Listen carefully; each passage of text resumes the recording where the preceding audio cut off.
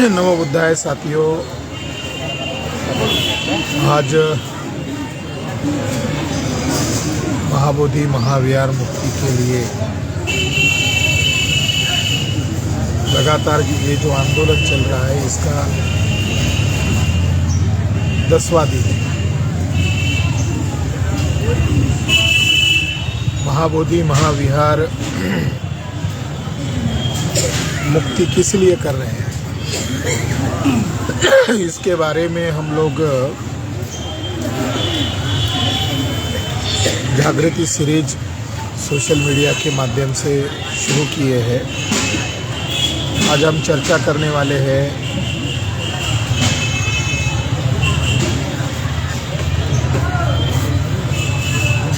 इस परिसर में शैववादियों ने और वैष्णववादियों ने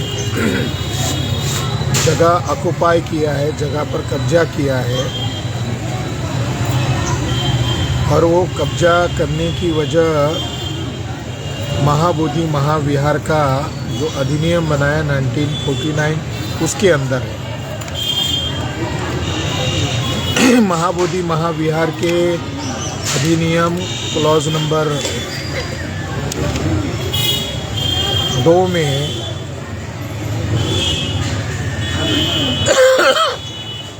मंदिर भूमि एक शब्द का इस्तेमाल किया गया है। मंदिर भूमि किसे कहा जा सकता है,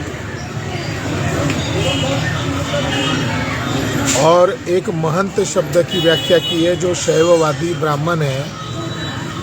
जब ये आयोग बुद्धिस्ट हेरिटेज को संरक्षित करने के लिए है तो इसमें महंत पुरोहित का आने का क्या मतलब है, और उसमें भी क्लॉज नंबर 3 में महंत ब्राह्मण को बाय बर्थ जेनेटिक आधार पर, वांशिक आधार पर इसका मेंबर बनाए जाने का इस अधिनियम में लिखने की क्या वजह है। बौद्ध धर्म के जो विरोधी महंत है उसका इस पर कब्जा ये कानून कर रहा है। इसके अंदर क्लॉज नंबर 10.4 में लिखा है मंदिर में पूजा अर्चना और मंदिर भूमि में पिंडदान का समुचित निष्पादन। क्लॉज नंबर 11 में भी लिखा हुआ है कि हिंदुओं और बौद्धों की पूजा अर्चना या पिंडदान के लिए मंदिर और मंदिर भूमि में जाने की छूट होगी। और 12 में लिखा है कि इस अधिनियम में जो कुछ भी लिखा है बौद्धों के संदर्भ में, हिंदुओं और बौद्धों के बीच में कोई विवाद होता है तो राज्य सरकार अंतिम निर्णय लेगा। तो महाबोधि महाविहार के सारी विवाद की जड़ ये अधिनियम है 1949, क्योंकि ये अधिनियम ही विवाद पैदा कर रहा है। विधर्मी ब्राह्मणों को वांशिक आधार पर पुरोहित ब्राह्मण को इसका अधिकारी बनाना, यह अधिनियम इसलिए बौद्ध धर्म विरोधी है, संविधान विरोधी है। बुद्धिस्टों के मूल वैश्विक धरोहर पर कब्जा कराने का जो षड्यंत्र ब्राह्मणों के द्वारा किया गया इस अधिनियम के जरिए से, इसको समूल खारिज करने के लिए आंदोलन चल रहा है। और इस अधिनियम में पिंडदान, पूजा अर्चना, कल ये अभी भी यहाँ होर्डिंग लगा हुआ है उसके ऊपर लिखा हुआ है कि रामनाथ कोविंद महाबोधि महाविहार में पूजा अर्चना करने आएंगे। अब इस अधिनियम में जो पूजा अर्चना शब्द है ये तो ब्राह्मणवाद को प्रमोट करने के लिए शब्द इस्तेमाल किया गया है। तो इस अधिनियम को जल्द से जल्द खारिज करना होगा, अन्यथा ये आंदोलन बहुत उग्र बनने वाला है और पूरे देश भर में इसके असर दिखाई दे रहे हैं और लोगों की भावनाएं उग्र होती हुई नज़र आ रही है। हमने कल एक पोस्ट किया था और वो बहुत वायरल हुआ कि दुबे नामक ब्राह्मण 5 बुद्ध की प्रतिमाओं को ये 5 पांडव है, ऐसा उस वीडियो में बता रहा है। दुबे ब्राह्मण जो है ये महंत के कर्मचारी है। भले ही 5 जो है विधर्मी लोग हैं, मगर इस महाविहार के अंदर पंडे ब्राह्मणों के 40 कर्मचारी हैं, तो 40 के 40 ब्राह्मण हो सकते हैं। और ब्राह्मण लोग जो कर्मचारी है, दुबे खुले तौर पर कह रहा है कि ये 5 बुद्ध की प्रतिमा 5 पांडवों की प्रतिमा है।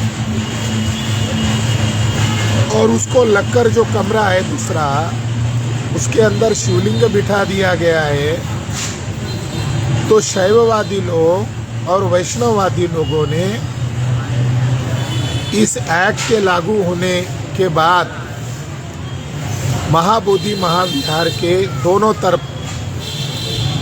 पूर्व की तरफ एक जगह है शैव मठ के नाम पर, आदि शंकराचार्य। शंकराचार्य तो टेररिस्ट ब्राह्मण था। शंकर दिग्विजय में लिखा हुआ है कि उसने जो समूचे भारत का भ्रमण किया वो बौद्धों का कत्लेआम करने के लिए किया गया। और शंकराचार्य के द्वारा प्रचंड बौद्धों की डुप्लीकेट फौज बनाकर बौद्धों का, बौद्ध भिक्षुओं का नरसंहार किया गया। इसलिए मैं शंकराचार्य को टेररिस्ट ब्राह्मण कहता हूँ। तो आदि शंकराचार्य के मठ में, जिसको घेरा बना के रखा हुआ है, वहाँ लाखों की संख्या में बुद्ध मूर्तियाँ है, कोटि स्तूपा है। तो वो जगह तो पूर्ण रूप से बौद्धों की है।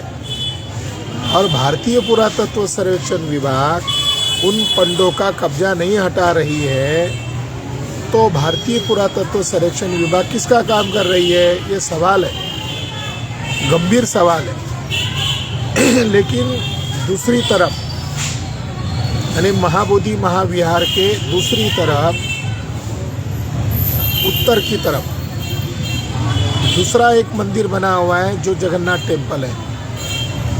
मैं 2007 में यहाँ आया था तो उसकी स्थिति ठीक नहीं थी, वो खंडहर की तौर पर था। अब देख रहा हूँ तो 2 मंजिला तो मंदिर खड़ा हो गया है और उसको आने जाने का एक ही रास्ता है, जिस वजह से विवाद की वजह बना हुआ है। और इस विहार को खतरा है, मैं आगे बताऊंगा इस विहार को कैसे खतरा पहले भी हुआ था और भविष्य में खतरा कैसे हो सकता है। तो इस महाबोधि महाविहार के प्रांगण में महाबोधि महाविहार की जगह पर एक मंदिर बना है जिसको जगन्नाथ टेम्पल कहा जाता है। 1895 में महाबोधि महाविहार का केस चल रहा था, तो जगन्नाथ मंदिर का भी जिक्र आया था, क्योंकि अनागारिक धर्मपाल के द्वारा इस टेम्पल, जगन्नाथ टेम्पल महाबोधि महाविहार के ही जगह पर बनाया जा रहा था। और उसके अंदर उन्होंने बुद्ध की पद्मासन अवस्था में बैठी हुई मूर्तियाँ देखी थी और उन्होंने महाबोधि के जर्नल में उसको छापा भी था कि जगन्नाथ टेम्पल की जो जगह है, जो महाबोधि से लगा हुआ है, ये मूलतः बौद्धों की जगह है।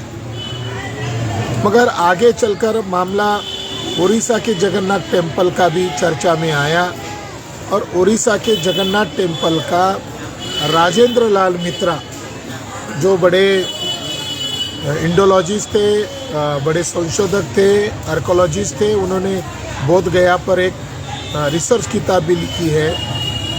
उनके जगन्नाथपुरी के जगन्नाथ टेम्पल का हवाला देते हुए लिखा गया है और कोर्ट में उसको बाज़ाब्ता कानूनी रिकॉर्ड के तौर पर रखा था, जिसमें राजेंद्र लाल मित्रा ये कहते हैं कि उड़ीसा का जगन्नाथ टेम्पल ये मूलतः बुद्ध विहार है, उसमें बुद्ध की मूर्तियाँ आज भी है। ये रिकॉर्ड कोर्ट में लाया गया था। इतिहास की अगर बात करें तो जैसे महाबोधि महाविहार के निर्माता सम्राट अशोक है, उसी तरह जगन्नाथ के पुरी के मंदिर के जगन्नाथ मंदिर जिसे आज कहा जाता है, इसके निर्माता भी सम्राट अशोक ही हैं। 7वें सेंचुरी में वैनसंग जब उड़ीसा गए थे तो वहाँ पर बुद्ध के दांत के अस्थियों पर विहार सम्राट अशोक ने बनाया था, उसको वंदन करने के लिए वहाँ गए थे। बुद्ध की दांत के ऊपर 3 जगह पर स्तूप बनाए हैं, एक उड़ीसा में है, दूसरा अफगानिस्तान में है और तीसरा विदर्भ के भंडारा जिले में पौनी में है। वहाँ पर भी जगन्नाथ टेम्पल के नाम पर उस जगह पर कब्जा किया है। ये जो जगह है, ये जगन्नाथ टेम्पल जो है, ये जो जगह है इसके प्रीमाइसेस में संभवतः महाविहार था और ये महाविहार वैनसंग ने 7वीं शताब्दी में महाबोधि संगाराम नाम से देखा था। 3 मंजिला बुद्ध विहार ये संगाराम था, 600 कमरे थे और लगभग 1000 भिक्षु वहाँ रहते थे। तो ब्राह्मणों ने संभवतः उसी जगह को ऑक्युपाई किया है और उसी के इंस्ट्रूमेंट से, उसी के पत्थरों से, उसी के दीवारों से ये मंदिर को रिकंस्ट्रक्ट किया गया है। मगर उड़ीसा का जो जगन्नाथ टेम्पल है उसके अंदर शाक्यमुनि बुद्धा के दांत की अस्थियां हैं और वहाँ त्रिरत्न की पूजा होती थी। कनिंघम महोदय ने त्रिरत्न का मतलब बुद्ध धम्म संघ ये बताया और उसकी जो सिंबल है, सांची का जो त्रिरत्न का एम्बलम है, सिंबल है, वो उसी का नकल करके आज कार्टून के तौर पर जगन्नाथ की मूर्तियाँ लकड़ी की बनाई जाती है और उसकी पूजा की जाती है। आज भी ब्राह्मण लोगों ने उन प्रतिमाओं में कोई परिवर्तन नहीं किया, बल्कि त्रिरत्न की ही पूजा की जाती है और उड़ीसा में ये चलता है। मगर ब्राह्मणों के षड्यंत्र के कारण आज पुरी का जगन्नाथ मंदिर ब्राह्मणों का अड्डा बना हुआ है और वहाँ का जो कार फेस्टिवल है, रथ यात्रा जिसको कहा जाता है, 4th सेंचुरी के बीच में आए हुए फाहियान ने पाटलिपुत्र में ऐसी कार फेस्टिवल देखा था, रथ यात्रा देखा था, जिसमें बुद्ध धम्म संघ की रथ यात्रा निकाली गई थी और स्तूप के सामने वो रथ यात्रा आती है। उसकी ऊंचाई भी उन्होंने देखा है कि उसकी ऊंचाई इतनी थी, 21 फुट थी। कुल मिलाकर 21-22 रथ थे और पूरे पाटलिपुत्र के लोग उस दिन उस कार फेस्टिवल में शामिल हुए थे, ऐसा वर्णन उन्होंने किया है। वही कार फेस्टिवल आज भी जगन्नाथपुरी की मंदिर में चलता है। हम चर्चा कर रहे हैं कि महाबोधि महाविहार में जगन्नाथ मंदिर क्यों है। अगर वो उड़ीसा में है, वो मंदिर भी बौद्धों का है, उसे भी इसी तरह मुक्त करने का आंदोलन उड़ीसा के लोगों को चलाना होगा। अगर निष्पक्षता से कोर्ट में जगन्नाथपुरी किसका है, इसका अगर कोर्ट केस चले और एविडेंस के आधार पर उस केस को चलाए तो पुरी का जगन्नाथपुरी ये सम्राट अशोक के द्वारा बनाया गया बुद्ध विहार है, ये हम दावे से सिद्ध कर सकते हैं। मगर ब्राह्मण जजेस किसके पक्ष में खड़ा होंगे, एक सवाल है। हम यहाँ का जो जगन्नाथ टेम्पल है, ये जगन्नाथ टेम्पल हाल ही के दिनों में बनाया गया, बौद्धों की धरती, पवित्र धरती पर बनाया गया, कब्जा किया गया एक ब्राह्मणों का सोची समझा साजिश है। मगर यहाँ इस मंदिर बनने के कारण ब्राह्मणवाद का ये धंधा शुरू हो गया। इसको अभी उन्होंने यहाँ बड़े पैमाने पर बेगर्स आते हैं, भिखारी आते हैं, बड़े पैमाने पर यहाँ ब्राह्मणवादी लोग अंदर घुसना शुरू कर दिए। यहाँ शोरगुल इस मंदिर के कारण बढ़ गए। ये जगह पीसफुल जगह होनी चाहिए, ये वर्ल्ड हेरिटेज की जगह है। यहाँ पूरे विश्व के लोग इकट्ठा होते हैं, मगर ब्राह्मणों ने यहाँ जगन्नाथ टेम्पल के नाम पर मंदिर खोलने के कारण इन्होंने इसको धंधा बना दिया है। साथियों, 2013 में 7 जुलाई 2013 में बोध गया में रविवार के दिन बम ब्लास्ट हुआ था। ये बम ब्लास्ट करने के पीछे कौन थे, ये आज भी एक छुपा हुआ रहस्य है। मगर मुशर्रफ साहब ने एक किताब लिखी है, ब्राह्मण बॉम्ब एंड मुस्लिम हैंग्ड, यानी बम फोड़े ब्राह्मणों ने और सूली पर चढ़ाए गए बेकसूर मुसलमान। उन्होंने बोध गया बम ब्लास्ट बिहार के केस का समीक्षा किया है और उनके समीक्षा में कुछ महत्वपूर्ण बिंदु सामने आए हैं और उसकी तहकीकात अधूरी है, आज भी अधूरी है। उन्होंने उसके संदर्भ में लिखा है कि महाविहार के परिसर में एक बैग जांच में पाई गई थी और गया के 12 चट्टी ब्लॉक का 30 साल का एक व्यक्ति था, विनोद मिस्त्री उसका नाम है। यह व्यक्ति को अरेस्ट भी किया गया और उसके जांच से कुछ बातें सामने आ गई थी। बैग में विनोद मिस्त्री का आइडेंटिटी प्रूफ मिला, भिक्खू का वेश मिला और एक कागज़ पर टुकड़े पर कुछ मोबाइल नंबर मिले थे। पुलिस को जांच में वो भिक्खू नहीं है ये पता चला, यानी भिक्खू के वेश में ये घुसा था होगा। उसके पास जो कागज़ पर जो नंबर मिले थे वो दिल्ली के पाए गए और 7 जुलाई को जो बम ब्लास्ट होने के पूर्व कुछ घंटे तक, यानी सवेरे 1 बजे से शाम के 4 बजे तक उस नंबर पर कॉल किया गया था। वो नंबर की अगर सही जांच की गई होती तो इस बम ब्लास्ट का कनेक्शन किसके साथ है ये पता चलता था। बोध गया में आने वाले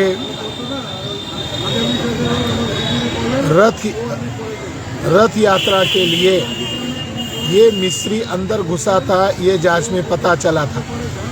यानी ये जो जगन्नाथ टेम्पल है, ये जगन्नाथ टेम्पल में रथ यात्रा का कनेक्शन लोग जोड़ते हैं। वो रथ यात्रा बुद्धिस्टों का है, मगर आज इसका स्वरूप ब्राह्मणवादी होने के कारण रथ बनाने के लिए ये मिस्री अंदर घुसा था। मिस्री का जो ठिकान है 12 चट्टी, वहाँ माओवादी आतंकवादियों का अड्डा है और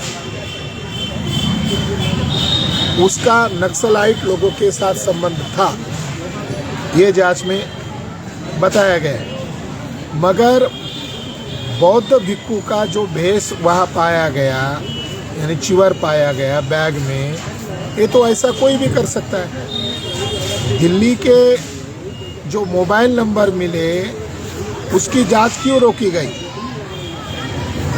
ये बम ब्लास्ट होने के पूर्व में यहाँ पर जो सामग्री मिली है, दिल्ली के साथ इनका कनेक्शन मिला है, तो ये सारी बातें बाद में रोकी गई और जांच को रोककर दूसरे ही लोगों को सज़ा सुनाई गई, जिसमें मुसलमान नाम आने चाहिए। ये प्री प्लान लग रहा है, क्योंकि ये विश्व धरोहर है। जैसे पूरे इस्लामिक देशों का मक्का सेंटर है, उसी तरह पूरे विश्व के बुद्धिस्ट राष्ट्रों का ये पवित्र होली प्लेस है। तो इस्लामिक राष्ट्र वर्सेस मुस्लिम राष्ट्र, ऐसी लड़ाई करने का अंतर्राष्ट्रीय प्लान इसके पीछे हो सकता है, मगर वो जांच पूर्ण रूप से नहीं हुई, ऐसा मुशर्रफ साहब का कहना है, जो महाराष्ट्र के पूर्व आईजी है। ये जानकारी से हमें ये जानकारी पता चल रही है कि यहाँ मंदिर बनाने के कारण ही अब ये मामला बौद्ध बनाम ब्राह्मण का खड़ा हो गया है। और वो ब्राह्मण लोगों ने इस जगह पर उत्तर की तरफ एक मंदिर बनाया जगन्नाथ टेम्पल के नाम पर, वो जगह महाबोधि महाविहार की है। मगर जो 5 ब्राह्मण महंत है वो लोग उनके साथ जुड़े हुए हैं, उनको प्रोटेक्ट कर रहे हैं या उनको अंदरूनी तौर पर आर्थिक सहयोग भी कर रहे होंगे, क्योंकि ये सारा डेवलप हुआ कहाँ से डेवलप हुआ? क्या बीटीएमसी की सहमति लिया गया? वहाँ जो उन्होंने खोदकाम किया बिल्डिंग खड़ा करने के लिए, क्या पुरातत्व विभाग की अनुमति लिया? क्योंकि यहाँ कोई भी बिल्डिंग स्ट्रक्चर करना पुरातत्व विभाग की पूर्वानुमति के बगैर संभव नहीं है। मगर यहाँ पुरातत्व विभाग का म्यूजियम है और डायरेक्टर जनरल जो दिल्ली में बैठा है, क्या उसने अनुमति दिया है? उनके अनुमति के बगैर वो मंदिर खड़ा होना ये कानून का खुला उल्लंघन है। मगर पुरातत्व विभाग उनको रोक नहीं रहा है। इसका मतलब है एएसआई भी इस ब्राह्मणवाद को मजबूत करने में सहभागी है। तो ये मंदिर खड़ा होने से अब वो विवाद जो है महाबोधि महाविहार के मुख्य टेम्पल के अंदर तक पहुंच रहा है। ब्राह्मण थोड़ी जगह हड़पता है और धीरे धीरे पैर फैलाने लगता है। अब वो ब्राह्मणवादी लोग अंदर घुस चुके हैं। 40 उनके अंदर कर्मचारी है, उसमें से एक दुबे ब्राह्मण, एक जो बिल्डिंग है छोटा बिल्डिंग है लेफ्ट साइड में मुख्य टेम्पल के जस्ट सामने है, वहाँ बुद्ध की 5 प्रतिमाओं को अब वो पांडव कहने लगे हैं और उसका खुले तौर पर वो प्रचार कर रहे हैं। और बीटीएमसी उनको रोक नहीं लगा रही है, क्योंकि बीटीएमसी के लोग ये प्रचार कर रहे हैं। वो जो विधर्मी लोग हैं, बौद्ध धर्म के दुश्मन ब्राह्मण लोग हैं, महंत है, उन्हीं के लोग इसका प्रचार कर रहे हैं। उसका नाम दुबे नामक ब्राह्मण है। और दूसरा जो मिश्रा ब्राह्मण है, संजय मिश्रा, वो अंदर घंटा बजा रहा है मेन टेम्पल में, वहाँ धुआं फैला रहा है। तो साथियों, ये कहीं ना कहीं बौद्ध धर्म की पहचान को मिटाने की बीटीएमसी के द्वारा सोची समझी साजिश है। और बीटीएमसी जिस एक्ट के तहत बना हुआ है, ये ब्राह्मणवाद को मजबूत करने के लिए और महाबोधि महाविहार को हड़पने के लिए बना हुआ कानून है। इस कानून को, काले कानून को जला दिया जाना चाहिए और इस कानून को पूरे देश भर में जलाने का अभियान शुरू कर देना चाहिए। अगर आप इस आंदोलन को सपोर्ट करना चाहते हैं तो उस कानून को जला दो। जो कानून पंडितों का, ब्राह्मणों का कब्जा नाजायज़ तरीके से कर रहा है, उस कानून को जला देना ही उचित है। और उस कानून के खिलाफ लोगों को जगाना नितांत ज़रूरी है। यहाँ पर जो महाबोधि महाविहार को हम बचाना चाहते हैं, उसके लिए सबसे बड़ा अवरोध है महाबोधि टेम्पल एक्ट 1949 और उसके तहत बीटीएमसी महाबोधि मैनेजमेंट कमेटी जो बनी है और उसमें जो विधर्मी लोगों का कब्जा है, ये अवरोध है महाबोधि महाविहार को बचाने के लिए। इन दोनों को हटाना ज़रूरी है। इससे केवल बिहार पर ही इसका फ़ायदा नहीं होगा, बल्कि इसका विश्व पर फ़ायदा होगा, क्योंकि 3.5% ब्राह्मण, विदेशी ब्राह्मणों ने हमारे 84,000 सम्राट अशोक के विहारों पर कब्जा किया। अब जो बचा हुआ जो विहार है महाबोधि महाविहार, उसको भी वो हड़पना चाहते हैं। इस महाविहार को बचाने के लिए लोग यहाँ पर अमरण अनशन पर बैठे हैं। हम लोग इस अमरण अनशन पर बैठे हैं और इसको बचाने के लिए हम जी जान लगाकर यहाँ स्ट्रगल कर रहे हैं। आप इस आंदोलन को सपोर्ट कीजिए, इस बात को अपने अपने राज्यों में, भारत के बहुजन मूल निवासी लोगों में फैलाइए। देश दुनिया में इसका प्रचार हो रहा है, आप इसको समर्थन दीजिए। धन्यवाद। नमो बुद्धाय। जय जोहार, जय भीम, जय मूल निवासी।